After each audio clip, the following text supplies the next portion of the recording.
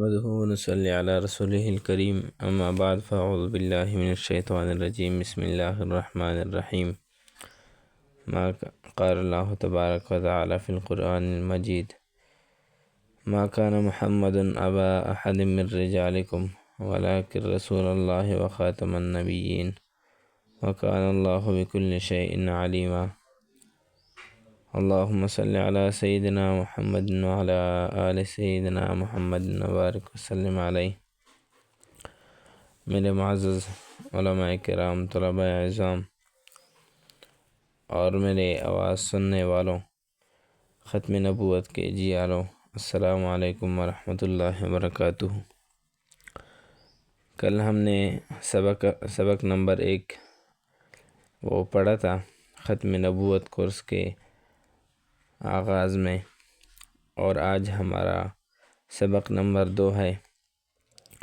اور پہلی ہی ہم نے آپ کو یہ کہا تھا کہ یہ کورس جو ہے یہ علمی تحقیقی تفسیر بھی اس میں ہوگا، اور ہر اعتبار سے ختم نبوت پر دلائل بھی ہوں گے، قرآن و حدیث سے، اجماع اور قیاس سے۔ تو آج ہم سبق نمبر 2 پڑھتے ہیں۔ اس سبق میں ہم خاتم النبیین صلی اللہ علیہ وسلم کی آیات پر علمی تحقیقی تفسیر کریں گے انشاءاللہ۔ تو قرآن مجید میں اللہ جل جلالہ فرماتے ہیں ما کان محمد ابا احد من رجالکم ولکن رسول اللہ وخاتم النبیین وکان اللہ بکل شیء علیما۔ یہ سورۃ الاحزاب کی آیت نمبر 40 ہے۔ ترجمہ یہ ہے کہ محمد صلی اللہ علیہ وسلم تم مردوں میں سے کسی کے باپ نہیں ہیں، لیکن وہ اللہ جل جلالہ کے رسول ہیں اور تمام نبیوں میں سب سے آخری نبی ہیں، اور اللہ جل جلالہ ہر بات کو خوب جاننے والا ہے۔ میرے معزز سامعین، اس آیت کا شان نزول یہ ہے کہ عرب معاشرے میں یہ قبیح رسم موجود تھی کہ وہ لے پالک بیٹے کو حقیقی بیٹا سمجھتے تھے، اور اس لے پالک کو تمام احوال و احکام میں حقیقی بیٹا ہی سمجھتے تھے، اور مرنے کے بعد وراثت، حلت و حرمت، رشتہ ناتا وغیرہ تمام احکام میں بھی حقیقی بیٹا ہی تصور کرتے تھے۔ جس طرح نسبی بیٹے کے مر جانے یا طلاق دینے کے بعد باپ کے لیے حقیقی بیٹے کی بیوی سے نکاح حرام ہے، اسی طرح وہ لے پالک بیٹے کی طلاق یافتہ یا بیوہ بیوی سے نکاح کو حرام سمجھتے تھے۔ اس آیت میں اللہ جل جلالہ نے ان کی قبیح رسم کا خاتمہ فرمایا۔ حضرت زید بن حارث رضی اللہ تعالیٰ عنہ حضور صلی اللہ علیہ وسلم کے غلام تھے۔ حضور صلی اللہ علیہ وسلم نے انہیں آزاد کر کے اپنا بیٹا بنا لیا، اور صحابہ کرام رضی اللہ تعالیٰ عنہ مجمعین نے بھی ان کو زید بن حارث کی بجائے زید بن محمد کہنا شروع کر دیا۔ حضرت زید بن حارث رضی اللہ تعالیٰ عنہ کی اپنی بیوی حضرت زینب رضی اللہ تعالیٰ عنہ سے ناچاقی ہو گئی، اور انہوں نے حضرت زینب رضی اللہ تعالیٰ عنہ کو طلاق دے دی۔ تو اللہ تعالیٰ جل جلالہ نے حضور صلی اللہ علیہ وسلم کو حکم فرمایا کہ آپ حضرت زینب رضی اللہ تعالیٰ عنہ سے نکاح فرما لیں، تاکہ اس قبیح رسم کا مکمل طور پر خاتمہ ہو جائے۔ جب حضور صلی اللہ علیہ وسلم نے حضرت زینب رضی اللہ تعالیٰ عنہ سے نکاح فرما لیا تو مشرکین نے اعتراضات شروع کر دیے کہ آپ نے اپنے بیٹے کی بیوی سے نکاح کر لیا ہے۔ چنانچہ جواب میں اللہ جل جلالہ نے یہ آیات نازل فرمائے۔ اس ایک فقرے میں ان تمام اعتراضات کی جڑ کاٹ دی گئی جو مخالفین نبی صلی اللہ علیہ وسلم کے اس نکاح پر کر رہے تھے۔ ان کا اولین اعتراض یہ تھا کہ آپ صلی اللہ علیہ وسلم نے اپنی بہو سے نکاح کیا ہے، حالانکہ آپ صلی اللہ علیہ وسلم کی اپنی شریعت میں بھی بیٹے کی منکوحہ باپ پر حرام ہے۔ اس کے جواب میں فرمایا گیا کہ محمد صلی اللہ علیہ وسلم تمہارے مردوں میں سے کسی کے باپ نہیں ہیں، یعنی جس شخص کی مطلقہ سے نکاح کیا گیا وہ بیٹا تھا، کب کہ اس کی مطلقہ سے نکاح حرام ہوتا۔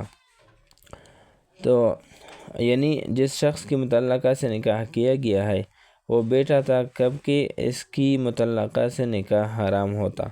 تم لوگ تو خود جانتے ہو کہ محمد صلی اللہ علیہ وسلم کا سر سے کوئی بیٹا ہے ہی نہیں۔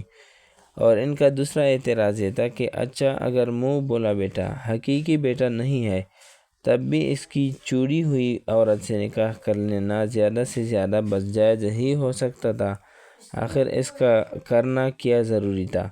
اس کے جواب میں فرمایا گیا مگر وہ اللہ کے رسول ہیں، یعنی رسول ہونے کی حیثیت سے ان پر یہ فرض عائد ہوتا ہے کہ جس حلال چیز کو تمہاری رسموں نے خواہ مخواہ حرام کر رکھا ہے اس کے بارے میں تمام تعصبات کا خاتمہ کر دیں اور اس کی حلت کے معاملے میں کسی شک و شبہ کی گنجائش باقی نہ رہنے دیں۔ پھر مزید تاکید کے لیے فرمایا اور وہ خاتم النبیین بھی ہیں، یعنی ان کے بعد کوئی نیا رسول تو درکنار کوئی نیا نبی تک آنے والا نہیں ہے کہ اگر قانون اور معاشی کی کوئی اصلاح ان کے زمانے میں نافذ ہونے سے رہ جائے تو بعد کا آنے والا نبی یہ کسر پوری کر دے، لہٰذا یہ اور بھی ضروری ہو گیا تھا کہ اس رسم جاہلیت کا خاتمہ وہ خود ہی کر کے جائیں۔ اس کے بعد مزید زور دیتے ہوئے فرمایا گیا کہ اللہ جل جلالہ ہر چیز کا علم رکھنے والا ہے، یعنی اللہ کو معلوم ہے کہ اس وقت محمد صلی اللہ علیہ وسلم کے ہاتھوں اس رسم جاہلیت کو ختم کرا دینا کیوں ضروری تھا اور ایسا نہ کرنے میں کیا قباحت تھی۔ وہ جانتا ہے کہ اب اس کی طرف سے کوئی نیا نبی آنے والا ہی نہیں، لہٰذا اگر اپنے آخری نبی کے ذریعے سے اس نے اس رسم کا خاتمہ اب نہ کرایا تو پھر کوئی دوسری ہستی دنیا میں ایسی نہ ہوگی جس کے توڑنے سے یہ تمام دنیا کے مسلمانوں میں ہمیشہ کے لیے ٹوٹ جائے۔ بعد کے مصلحین اگر اسے توڑیں گے بھی تو ان میں سے کسی کا فعل بھی اپنے پیچھے ایسا دائمی اور عالمگیر اقتدار نہ رکھے گا کہ ہر ملک اور ہر زمانے میں لوگ اس کا اتباع کرنے لگیں گے، اور ان میں سے کسی کی شخصیت بھی اپنے اندر اس تقدس کی حامل نہ ہوگی کہ کسی فعل کا محض اس کی سنت ہونا ہی لوگوں کے دلوں سے کراہیت کے ہر تصور کا قلقمہ کر دے، یعنی ہر طرح کے برے خیالات یا گمراہ کن نظریات کو مکمل طور پر ختم کر دے تاکہ ان کا ہر نام و نشان بھی باقی نہ رہے۔ اور آیت خاتم النبیین صلی اللہ علیہ وسلم کی تفسیر القرآن بالقرآن، قرآن پاک میں 7 جگہ پر ختم کے مادے سے الفاظ آئے ہیں۔ پہلی سورۃ البقرہ آیت نمبر 7 ہے جس میں اللہ جل جلالہ فرماتے ہیں ختم اللہ علی قلوبہم وعلی سمعہم وعلی ابصارہم غشاوۃ ولہم عذاب عظیم۔ تو اللہ جل جلالہ فرما رہے ہیں کہ اللہ نے ان کے دلوں پر اور ان کے کانوں پر مہر لگا دی ہے اور ان کی آنکھوں پر پردہ پڑا ہوا ہے اور ان کے لیے زبردست عذاب ہے۔ آیت نمبر 2 سورۃ الانعام کی آیت نمبر 46 ہے، اس میں اللہ جل جلالہ فرماتے ہیں قل ارأیتم ان اخذ اللہ سمعکم وابصارکم وختم علی قلوبکم من الہ غیر اللہ یأتیکم بہ انظر کیف نصرف الآیات ثم ہم یصدفون۔ ترجمہ: اے پیغمبر ان سے کہو ذرا مجھے بتاؤ کہ اگر اللہ جل جلالہ تمہارے سننے کی طاقت اور تمہاری آنکھیں تم سے چھین لے اور تمہارے دلوں پر مہر لگا دے تو اللہ کے سوا کون سا معبود ہے جو یہ چیزیں تمہیں لا کر دے دے۔ دیکھو ہم کیسے کیسے مختلف طریقوں سے دلائل بیان کرتے ہیں، پھر بھی یہ لوگ منہ پھیر لیتے ہیں۔ تو تیسری نمبر آیت جو ہے وہ سورۃ الجاثیہ کی آیت نمبر 23 ہے، اس میں اللہ جل جلالہ فرماتے ہیں افرأیت من اتخذ الہہ ہواہ واضلہ اللہ علی علم وختم علی سمعہ وقلبہ وجعل علی بصرہ غشاوہ فمن یہدیہ من بعد اللہ افلا تذکرون۔ ترجمہ: پھر کیا تم نے اسے بھی دیکھا جس نے اپنا خدا اپنی نفسانی خواہش کو بنا لیا ہے اور علم کے باوجود اللہ نے اسے گمراہی میں ڈال دیا اور اس کے کان اور دل پر مہر لگا دی اور اس کی آنکھ پر پردہ ڈال دیا اب اللہ کے بعد کون ہے جو اسے راستے پر لائے؟ کیا پھر بھی تم لوگ سبق نہیں لیتے؟ تو یہ سورۃ الجاثیہ کی آیت نمبر 23 تھی۔ اب آگے سورہ یاسین کی آیت نمبر 65 ہے، جس میں ختم کا لفظ اللہ جل جلالہ نے فرمایا ہے۔ اس میں فرماتے ہیں الیوم نختم علی افواہہم وتکلمنا ایدیہم وتشہد ارجلہم بما کانوا یکسبون۔ ترجمہ، آج کے دن ہم ان کے منہ پر مہر لگا دیں گے اور ان کے ہاتھ ہم سے بات کریں گے اور ان کے پاؤں گواہی دیں گے کہ وہ کیا کمائی کیا کرتے تھے۔ تو اس کے بعد سورۃ الشورى کی آیت نمبر 25 ہے، ہماری 5ویں آیت۔ اس میں اللہ جل جلالہ فرماتے ہیں ام یقولون افترى علی اللہ کذبا فإن یشاء اللہ یختم علی قلبک ویمحو اللہ الباطل ویحق الحق بکلماتہ انہ علیم بذات الصدور۔ تو اس کا ترجمہ یہ ہے کہ بھلا کیا یہ لوگ یوں کہتے ہیں کہ اس شخص نے یہ کلام خود گڑھ کر جھوٹ موٹ اللہ کے ذمہ لگا دیا ہے، حالانکہ اگر اللہ چاہے تو تمہارے دل پر مہر لگا دے، اور اللہ تو باطل کو مٹاتا ہے اور حق کو اپنے کلمات کے ذریعے ثابت کرتا ہے، یقیناً وہ سینوں میں چھپی ہوئی باتوں کو جانتا ہے۔ اور آیت نمبر 6 ہمارے ساتھ سورۃ المطففین آیت نمبر 25 ہے۔ سورۃ المطففین کی آیت نمبر 25 ہے، یسقون من رحیق مختوم۔ ترجمہ، انہیں ایسی خالص شراب پلائی جائے گی جس پر مہر لگی ہوگی۔ اور آیت نمبر 7 سورۃ المطففین کی آیت نمبر 26 ہے، ختامہ مسک وفی ذلک فلیتنافس المتنافسون۔ ترجمہ، اس کی مہر بھی مشک ہی مشک ہوگی، اور یہی وہ چیز ہے جس پر للچانے والوں کو بڑھ چڑھ کر للچانا چاہیے۔ تو ان 7 جگہوں پر، ان 7 آیات میں اللہ جل جلالہ نے ختم کا لفظ لایا ہے۔ تو ختم کے معنی میں قدر مشترک یہ ہے کہ کسی چیز کو اس طرح بند کرنا کہ اندر والی چیز باہر نہ جا سکے اور باہر والی اندر نہ جا سکے۔ مثلا ختم اللہ علی قلوبہم، اس کا مطلب یہ ہے کہ کفار کے دلوں پر اللہ نے مہر لگا دی ہے، اب ایمان ان کے دل میں داخل نہیں ہو سکتا، اور کفر ان کے دل سے باہر نہیں جا سکتا۔ اسی طرح ہماری زیر بحث آیت میں بھی خاتم النبیین صلی اللہ علیہ وسلم کا مطلب یہ ہے کہ دائرۂ نبوت میں جتنے نبی آنے تھے وہ آ چکے، اب دائرۂ نبوت میں نیا نبی نہیں آ سکتا۔ اسی طرح دائرۂ نبوت سے کوئی نبی باہر نہیں جا سکتا۔ تفسیر القرآن بالقرآن کا خلاصہ یہ ہے کہ حضور صلی اللہ علیہ وسلم کے تشریف لانے سے نبیوں کی تعداد مکمل ہو چکی ہے، اب تا قیامت نیا نبی نہیں آ سکتا۔ تفسیر خاتم النبیین صلی اللہ علیہ وسلم بالحدیث، پہلے ہم نے خاتم النبیین کے لفظ کی، یعنی قرآن کی جو آیت ہے اس کی قرآن کے ساتھ تفسیر کی۔ اب ہم خاتم النبیین کے لفظ کا حدیث کے ساتھ تفسیر کرتے ہیں۔ تو حضور صلی اللہ علیہ وسلم نے فرمایا، عن ثوبان رضی اللہ تعالیٰ عنہ قال قال رسول اللہ صلی اللہ علیہ وسلم وَإِنَّهُ سَيَكُونُ فِي أُمَّتِي كَذَّابُونَ ثَلَاثُونَ كُلُّهُمْ يَزْعُمُ أَنَّهُ نَبِيٌّ وَأَنَا خَاتَمُ النَّبِيِّينَ لَا نَبِيَّ بَعْدِي۔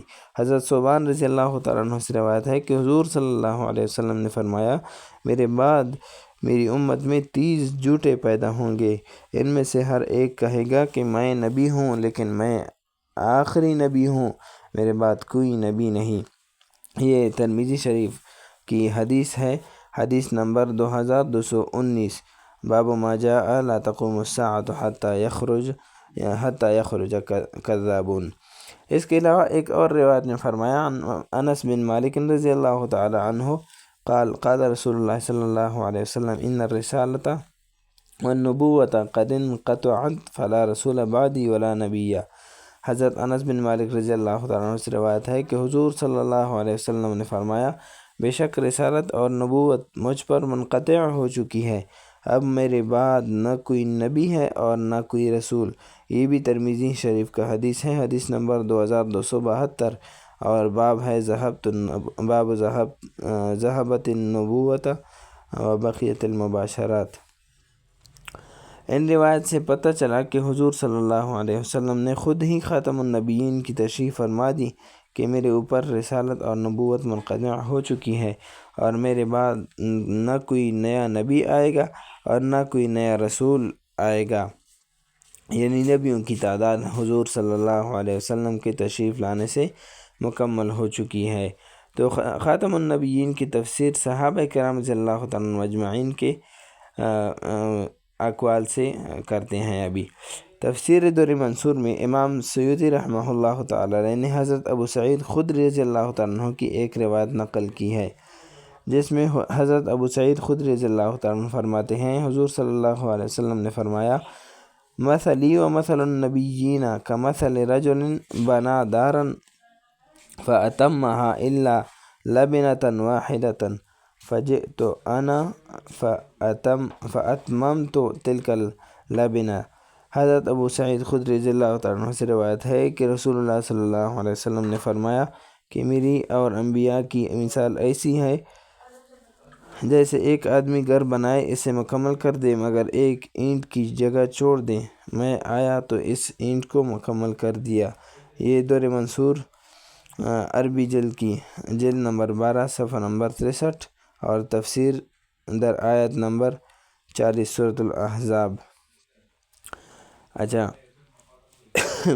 تفسیر در منصور میں امام سیوطی رحمہ اللہ تعالیٰ عنہ نے حضرت جابر رضی اللہ تعالیٰ عنہ کی ایک روایت نقل کی ہے، جس میں حضرت جابر رضی اللہ تعالیٰ عنہ فرماتے ہیں، حضور صلی اللہ علیہ وسلم نے فرمایا، قال نبی صلی اللہ علیہ وسلم، مثلی و مثل الانبیاء کمثل رجل بنا دارا فأکملها وأحسنها إلا موضع لبنة فكان من دخلها فنظر إليها قال ما أحسنها إلا موضع اللبنة فأنا موضع اللبنة ختم بي الأنبياء۔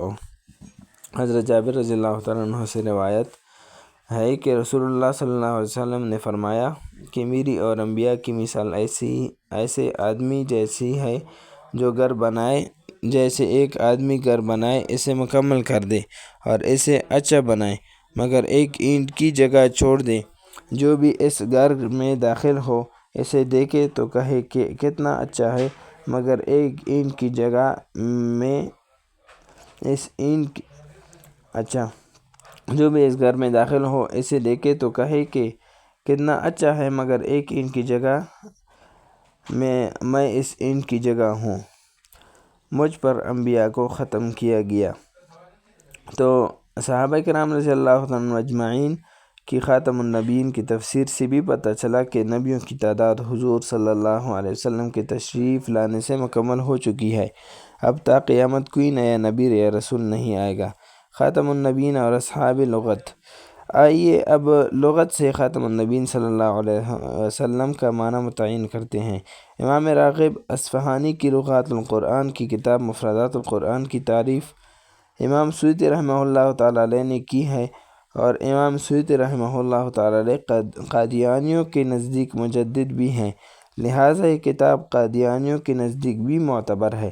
امام راغب لکھتے ہیں، وخاتم النبیین لأنہ ختم النبوة ای تممها بمجیئہ، ان حضرت صلی اللہ علیہ وسلم کو خاتم النبیین اس لیے کہا جاتا ہے کہ آپ صلی اللہ علیہ وسلم نے نبوت کو ختم کر دیا ہے، یعنی آپ صلی اللہ علیہ وسلم نے تشریف لا کر نبوت کو تمام فرما دیا۔ تو یہ مفردات راغب صفحہ نمبر 275 بحث در لفظ ختم۔ لسان العرب عربی لغت کی مشہور و معروف کتاب ہے، یہ کتاب عرب و عجم میں مستند سمجھی جاتی ہے۔